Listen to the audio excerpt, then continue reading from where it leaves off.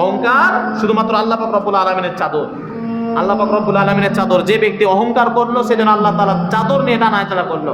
আর যে ব্যক্তি আল্লাহ তাআলা চাদর নিয়ে টানা হেঁচড়া করে সেই ব্যক্তির নিস্তার পাওয়া যাবে? কখনোই পাওয়া যাবে না।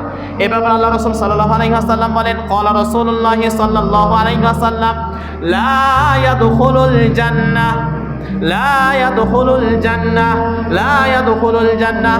যে সমস্ত ব্যক্তিগুলো অহংকার করে ওই সমস্ত ব্যক্তিগুলো কখনোই জান্নাতে প্রবেশ করতে পারবে না।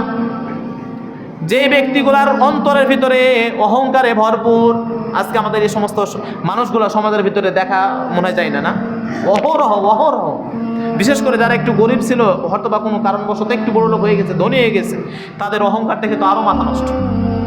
মনে হয় যে তাদের বাপ দাদা ধনী ছিল, অথচ তাদের বাপ দাদাও ঠিক মতো খেতে পাইতো না। এক সময় এমনও গেছে যারা তাদের বাপ দাদা মানে মানুষের রাখালগিরি করে খাইতো, আজকে তাদের অহংকার দেখে কিন্তু মানে ব্যাপক হারে তাদের অহংকার দেখা যায়।